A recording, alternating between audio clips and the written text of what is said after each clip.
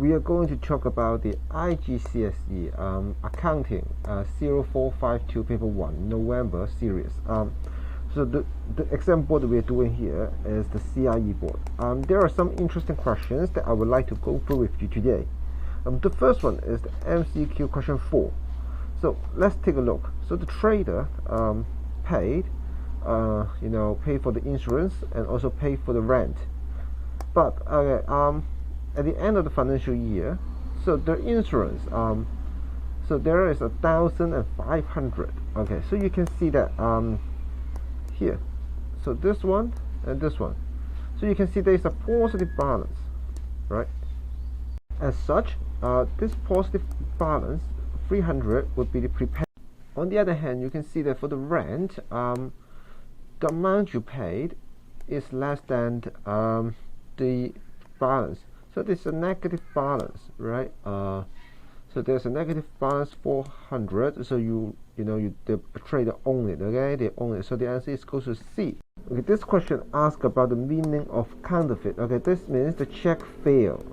Okay, failed to do so. Now you have to reverse the thinking. Okay, when the check is success to commit it, then we would have increase in amount in the bank. Then we would debit the bank, right? So if it's the success. However, if the check fail, we need to do the reverse. We need to reverse this process. That means we have to do the credit bank. Okay, we do the credit bank to reverse the process. So the answer goes to A. Alright, let's move on to question 9. So it talks about the petty cash system. Please be reminded that we have to select the one not correct. A, of course, the petty cash book is designed for the junior, right? Option B, it talks about the vouchers. These are equal to the amount. I guess is all correct. Now I will say the answer goes to either C or D, because you can see that C and D, they are contradicting each other, right? So C talks about this is the advantages of the petty cash book.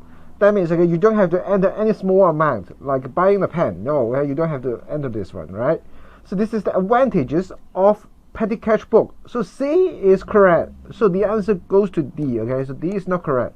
So because we don't want frequent update for the cash book. That's why, or that's the reason that the petty cash book is designed for. Okay, then we will move on to question 10. This is related to the topic about error. Okay, so when you look at these options, you can see that first of all we have to determine whether the trial balance would be balanced or not. Okay, so whether the trial balance balanced or not, it depends on about the doubled entries. Okay, so how about the double entries? What kind of double entries did the accountant record? So that's the that's the main point. Now you can see that in the sales journal is recorded as wrongly as 1,800. That means the double entry, when they do it in the debit and credit side, it all's about 1,800. So I would say in this way the trial balance must be balanced. Can you get that? The trial balance must be balanced. So this is the first question. Okay. So the second thing, is about whether it is understated or overstated. And of course you can see that, right? 800, 1,800, it must be overstated. So the answer goes to MCQ 11 and 12. They are quite, I would say, challenging. 11 about a standing order. Okay, the meaning of standing order, it had been entering it. Okay, it had been entered by the automatic one. Okay, so they were paid automatically. But however, when the bill is paid automatically, it doesn't mean that you don't have to record in the cash book. Okay, so it is recorded in the bank statement, of course. Okay, but still we have to do it in the cash book. Okay, for the business. So the answer goes to D. Now for MC question 12, this one is quite challenging, and please bear in mind. Okay, first of all, it talks about the bank statement. Okay, so there is a bank statement showed a credit balance. Okay, so I would like to remind you that in the bank statement, in the bank statement, for the positive balance is in credit side. Okay, so this is very important. On the other hand, for the cash book, for positive balance, it would appear in the debit side. So this question would, make sure they would like to test whether the students understand this one.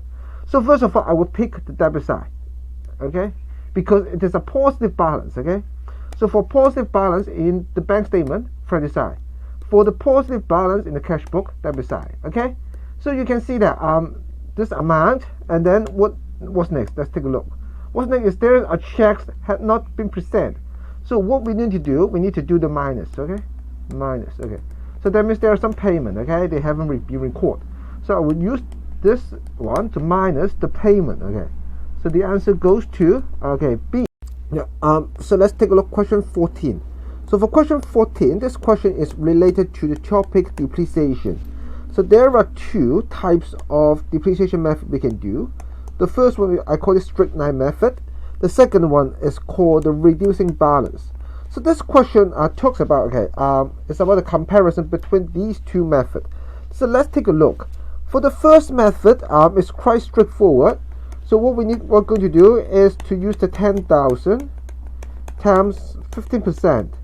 Then we will have the year 2 depreciation expenses. Okay.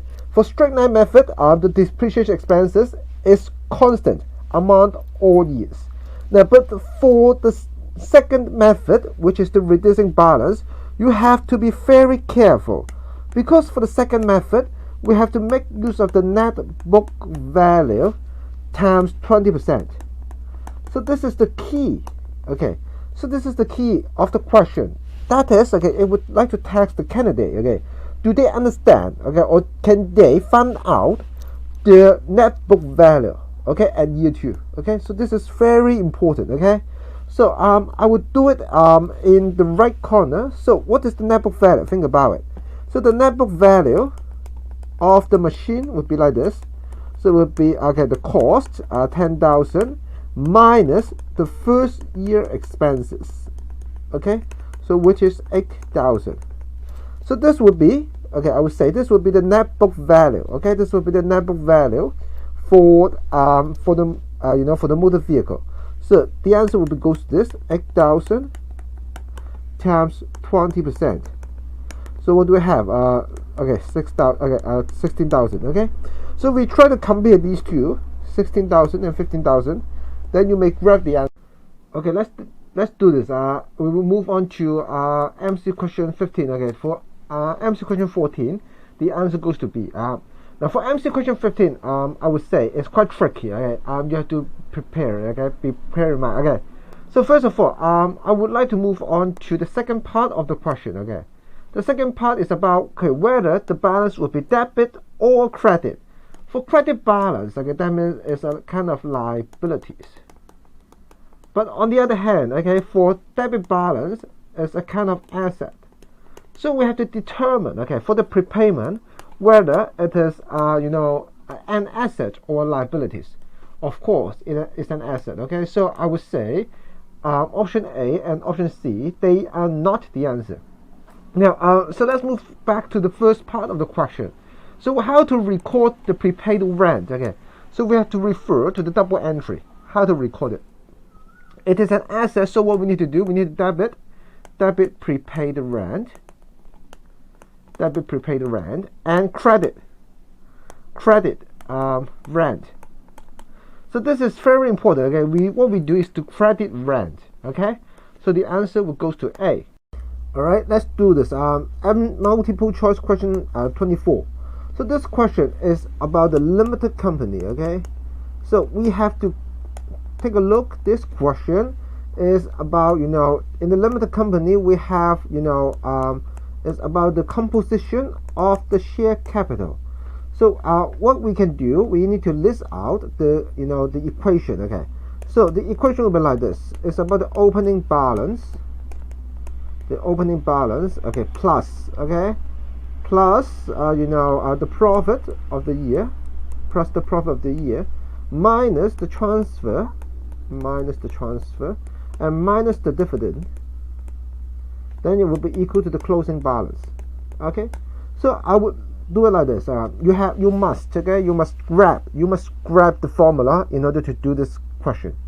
So let's take a look. So what do we have? So right now we have this one as an opening balance. Okay, and then we have this one as the closing balance. Move on. So we have the profit for this one, the profit for this one, and then what do we have? We have the transfer. We have the transfer for this one.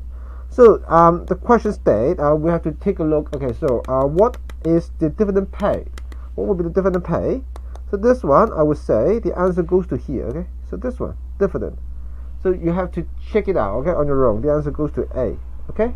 So and then we will move on to MC question 25. So MC question 25.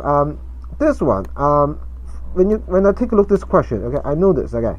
So this one is related to the topic of for those non-profit organization. Okay, non-profit organization. But still, the question is quite straightforward. Okay, so don't get trapped. So indeed, this question is about a transaction. Okay, so a transaction like it's about debit equipment. So debit equipment. So it will go to the financial statement. Now, on the other hand, what we need to do is paying by check. That means we have to credit bank. So the double entry will be debit equipment and credit bank. So the answer goes to B. This will be the last MC question we are going to cover it in this video, and I found this question very funny and interesting. Okay, you can see in the case. What is it about? Okay, it's all about the concept realization. Okay, so this I would say students, you have to bear in mind. Okay, when you read this kind of question, you have to go back to the accounting concepts. Okay, so there are a lot of concepts you have to understand, and this one is a very common one to be asked in the exam. It's about the realization principle.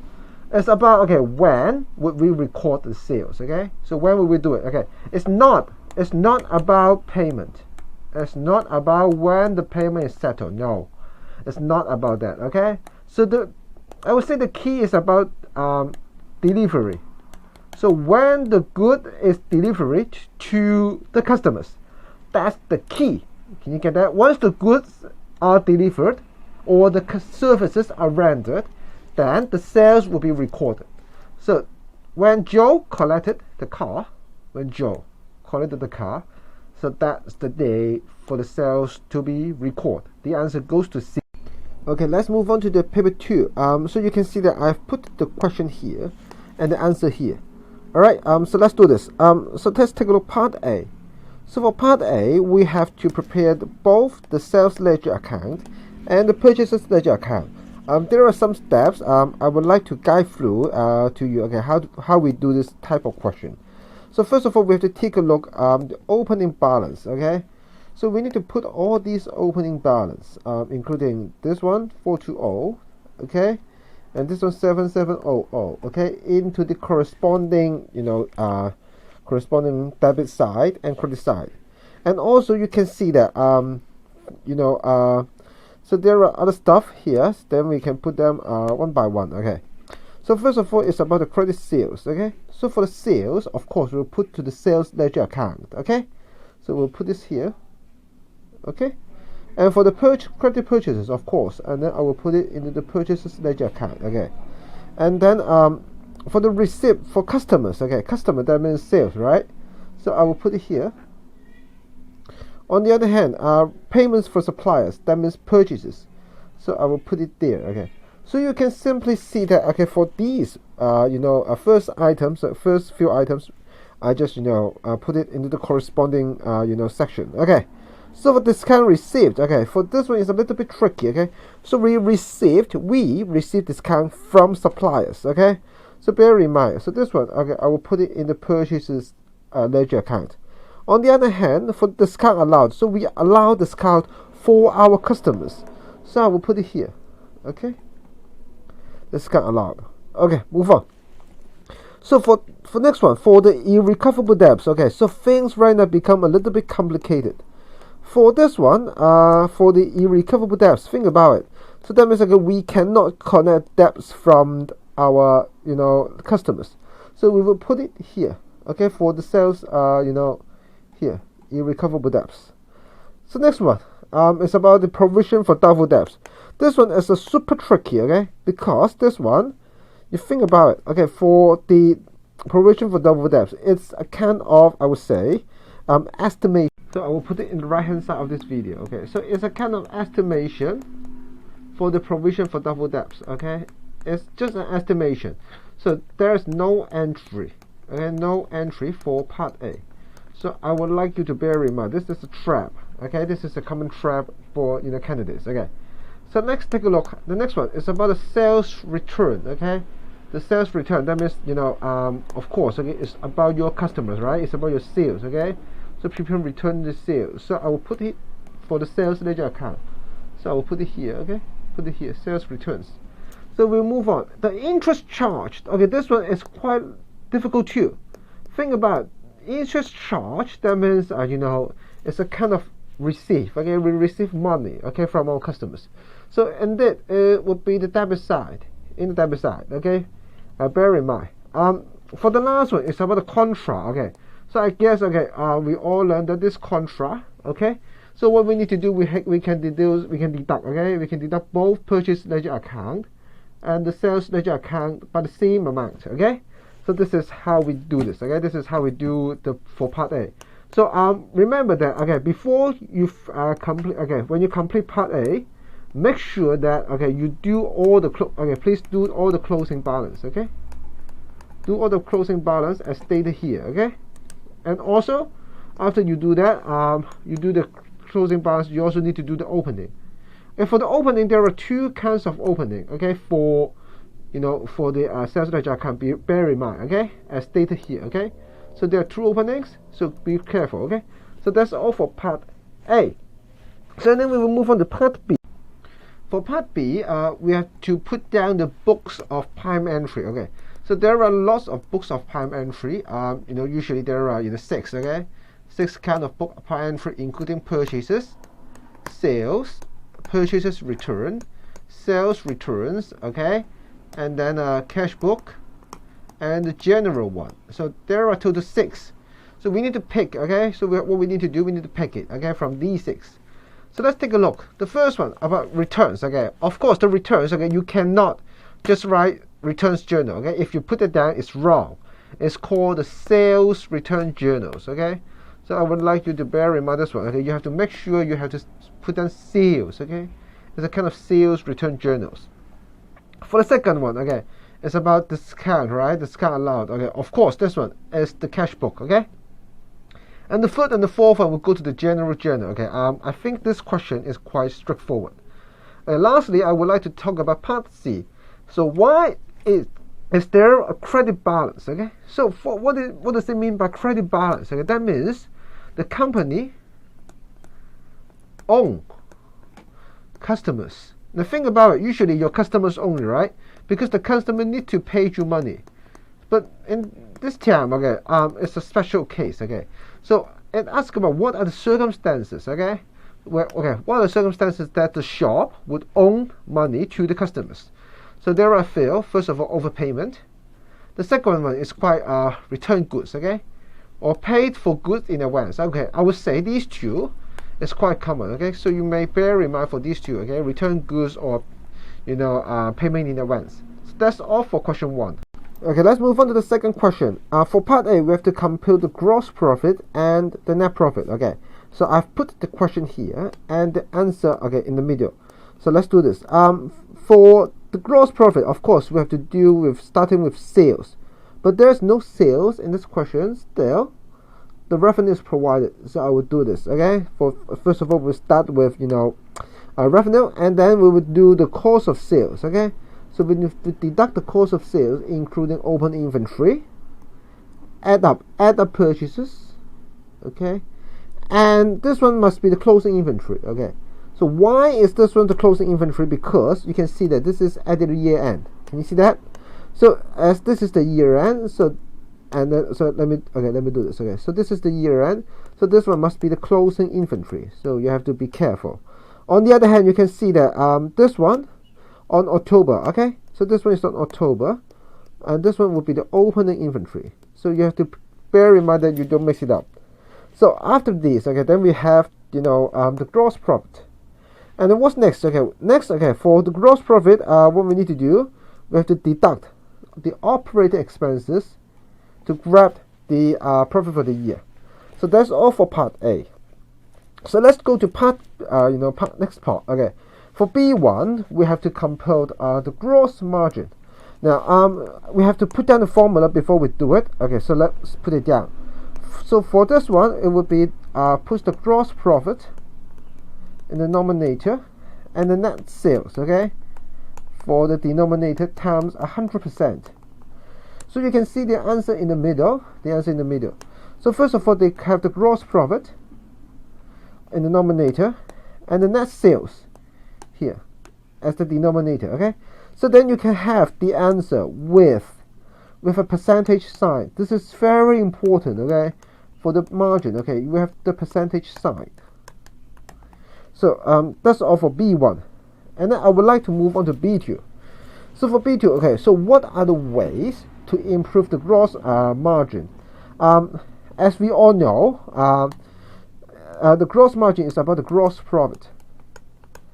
So for gross profit, okay, how would it be affected? It's about the sales minus the cost of sales, right? So there are two ways to do it. Of course, the first one is to raise the sales, okay? The first way is to raise the sales. Like this one, increase the selling price, okay? Is to raise the sales. The second way to do so, of course, is about deducing the cost of sales, like asking for more discount, etc. So this one is quite easy and straightforward. And then we will move on to part C. So for part C, it's about the trade receivable turnover.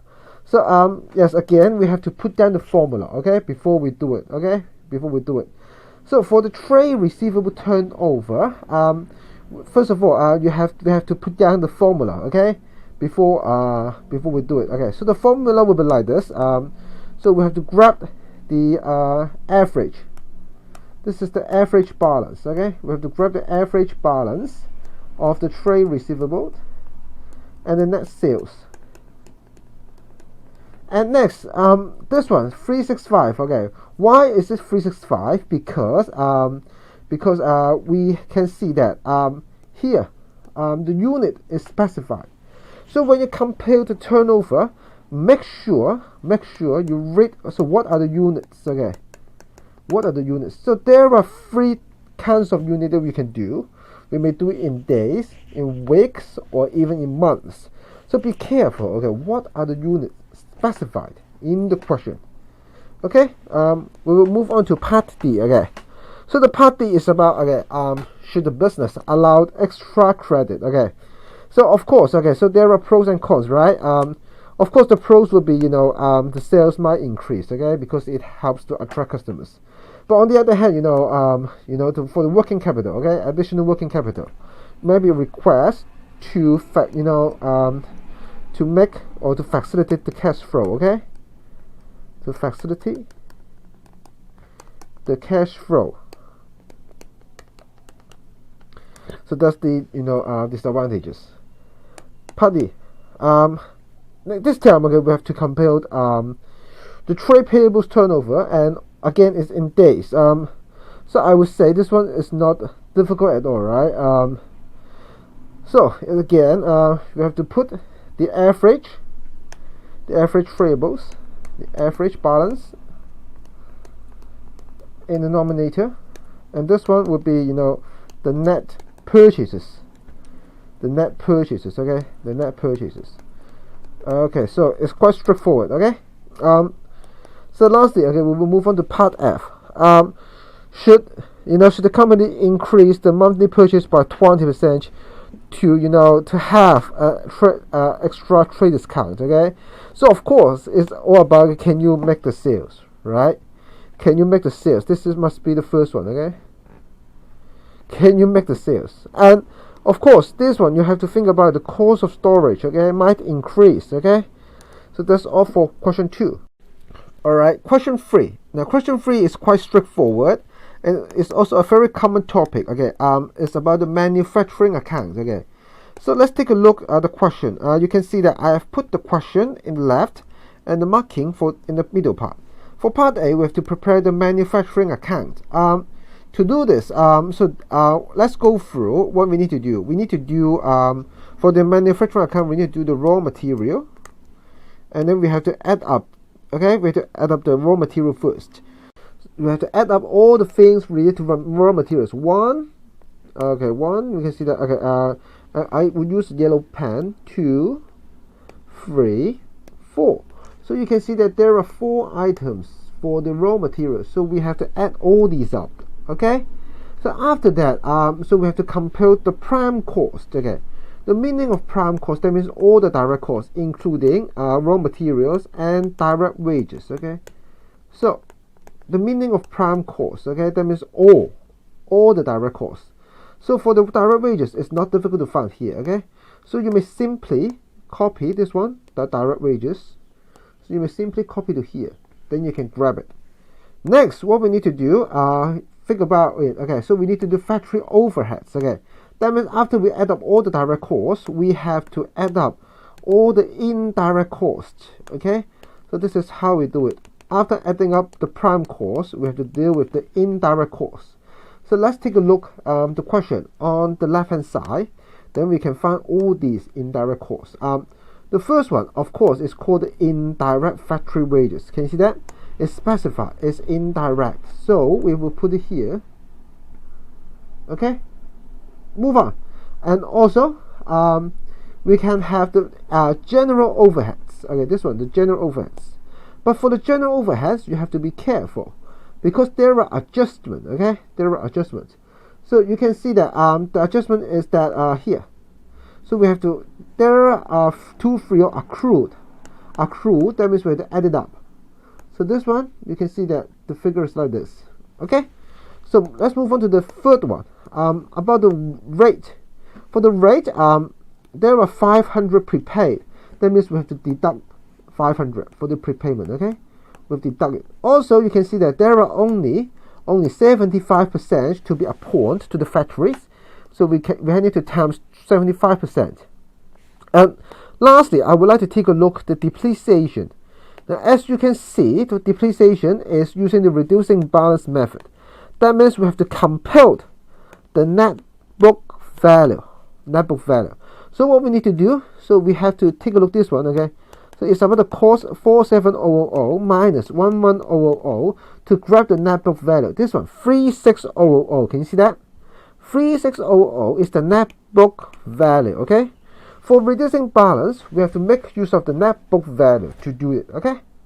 So that's all for the indirect cost, okay? So here, that's all the cost, but still, it's not complete yet, because there are things we have to add up. It's called the work in progress, okay? The work in progress. So I would like you to bear in mind, okay, for the manufacturing account, you must add up the work in progress before you close it, okay? The work in progress. So this one, you may just simply copy from the questions, okay? As you can see here, this is the work in progress for the opening, and also there's a work in progress for the closing. So you may simply put all these, okay, into the here. Then you can grab the cost of production. So that's all for part A. Now we will move on to part B.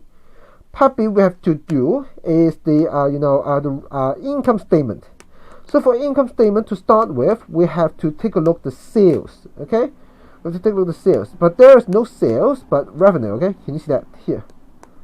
In the bottom part of the data, that's the thing called the revenue. So we can grab these, okay, like as sales, okay? So we will put it here, okay, as revenue. Okay, so this is the first we need to do. And the next is about the cost of sales. Of course, all students know that we can make use of the answer from part A here. So here, from part A, okay, you put it here. But still, there are other things you have to do before you grab the correct gross profit. So first of all, we have to deal with the finished goods, okay? So I would like you to bear in mind, for part A, we have to deal with the work in progress. But for, for part B, we have to deal with the finished goods for part B. So this is the trick in manufacturing account. We have to deal with the finished good. So I would like to use a blue highlight pen to highlight all the finished goods in the inventory, in the purchases, number 2 purchases, number 3 carriage, and number 4 inventory. So you can see that in the blue color there are 4 things. So there are 4 things that I can copy. Simply copy from the data. Okay. So these 4 items. So these 4 items, they are all copied from the data. Copy from the data. There's only one item that cannot be copied. This one. Okay, this one cannot be copied from the data. This one is from part A. Then you can have the gross profit. Okay.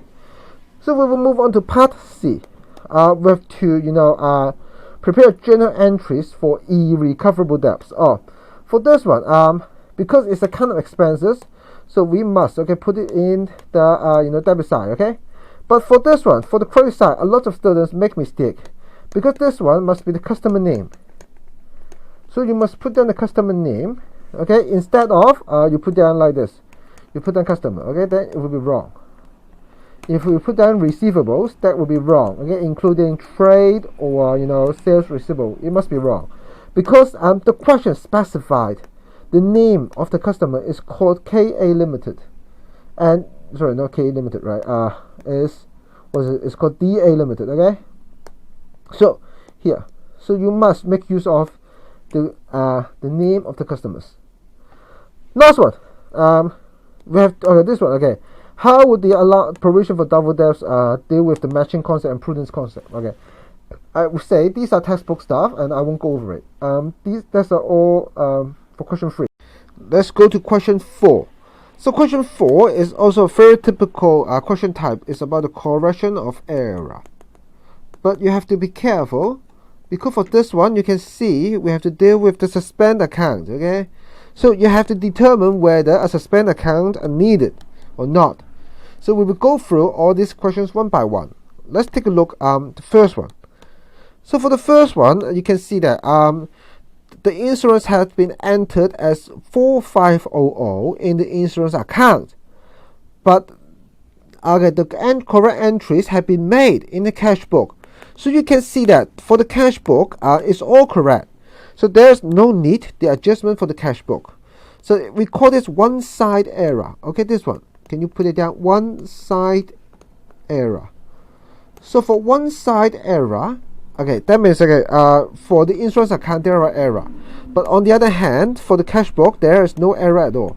For one side error, we must open a suspend account. Okay, we must open a suspend account to do it. As you can see, the insurance is overstayed. So what we need to do, we need to deduct it. So we will credit. Okay, credit insurance. Credit insurance, and another one is for the debit side is about the suspense account. Okay, so remember that for the first item, okay, for insurance, okay, is a type of one side error because the cash book is recorded correctly. So and then we will move on to the question 2. So for question 2 is about the the total. You can see that the total of the discount column had been debited to the discount allowed. So for this one, you can see that for both discount received and discount allowed, there is something wrong. Okay, so first of all, for the discount allowed is overstayed. Okay, but on the other hand, for discount received, there is understayed. So we have to make adjustment. Okay, correspondingly. Now again, so because it's about sum up error, okay, it's about summation error of a column, of a specific column. So we need to put a suspense account, okay, for part B. So let's take a look part C. Okay, for part C again, you can see that it's a kind of one side error. Okay, because you can see that it has been correctly entered in the cash book. Okay, correct enter. Okay, but on the other hand, another account there is an error. So for one side error, so what we need to do, we need to put a suspend account. So you can see that the sales is understated, right? Can you see that? Sorry, the sales is understated in this customer account. Okay, so as this is understated, so we have to do the debit. Okay, so let's put it down. The understate the asset. Okay, so we have to do debit. Now for the last one, okay, there is no need to do the suspend account. Okay, because you can see that it has been correctly entered in the cash book but credit to another one's account. So you can see that for this one here, so we have to add up this one and we have to deduct this one. Okay, so this is for part A. So for part B, so we have to open the suspend account. It's quite straightforward. I will use a highlight pen. Debit 2,000, then debit 2,000 and insurance. Next one, okay, for this one 1,000 is quite tricky because there are two items. Okay, be careful. Okay, there are two items. This one, the third one, okay, 400 here. Okay, so no more. Okay, good. So when you close the account, be careful. Okay, for closing the trial balance, we will make use of the balance brought down. Okay, here for the closing. Okay, do not do the closing as opening balance. This is very important. Okay, you don't put it as carry down. Okay, otherwise it must be wrong. Okay, so lastly, okay, so we have to do for the statement of corrected profit. Okay, so let's take a look one by one. For the insurance, okay, for the insurance we have to deduct the expenses. Can you see that? Deducting expenses. Okay, so this one will be increase in profit. Okay, because the expenses drop. Okay, for the next one, okay, for discount allowed, you can see the expenses drop too. Okay, expenses drop and revenue increase. Okay, so here, so for error free, there's no effect. Okay, because there is no income or expenses. Okay, right now we are going to the last question in this series. Okay, so this is all about depreciation. Okay, I would say try to make things difficult, but still we can do it. Okay, by using some highlight pens. So let's take a look at the question. For part A, we have to compute the delivery rent. Okay, the delivery rent, and also the depreciation and disposal account. So let's get started. Let's use some highlight pen to get started with. To start with, of course, we have to take a look at the cost. Okay, so let's do this. The cost is 30,000. Okay, 30,000, and another one is 25,000. So you can add it up. Okay, add it up, and they use strict line method to do it, and there the rate is 20%. Okay, 20%, and then the vehicle B. So let's take a look. Vehicle B is 25,000. Can you see that? 25. Okay, let me highlight. Okay, this one is 25,000. So because it's sold, so we have to put it as disposal here, and also we have to put a disposal here. Okay, because it's it's disposal. Okay, and next, after we do the disposal, we can grab the balance as 30,000 and make it as balance brought down, and that's all for the delivery vehicles. Okay, but on the other hand, for the depreciation, it's much complicated. Okay, it's much complicated. Okay, so first of all, we have to compute the depreciation expenses. As you can see, the depreciation expenses is 20%.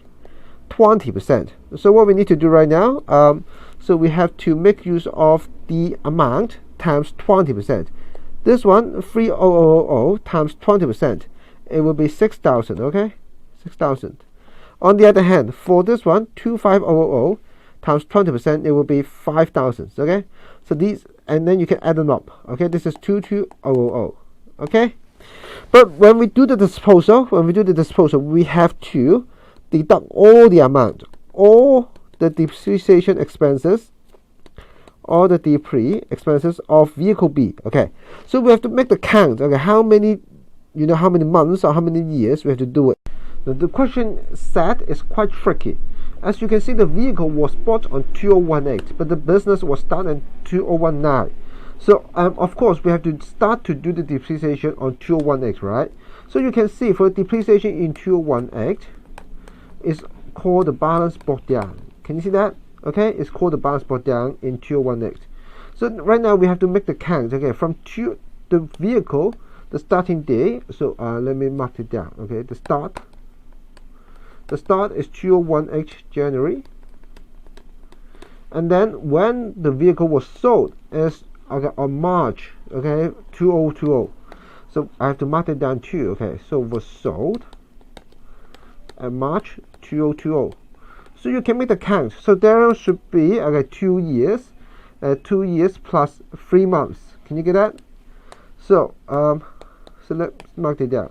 So the depreciation expenses should be 2 years plus 3 months. All right. So it will be 5,000 for 1 year plus 2 years plus, okay, like this. Okay.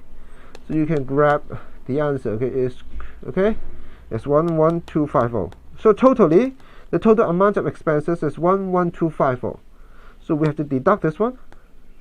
Deduct all expenses, okay, all the depreciation expenses.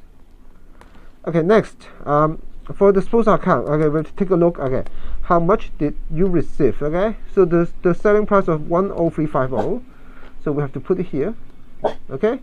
Then we can take a look, we can deduce that, okay. So there is, okay, a credit balance, so it's a loss, okay, loss on disposal. This one is a loss on disposal. All right. For another part B is about straight line or reducing balance. I guess it's all textbook stuff. Okay. So that's all for this page.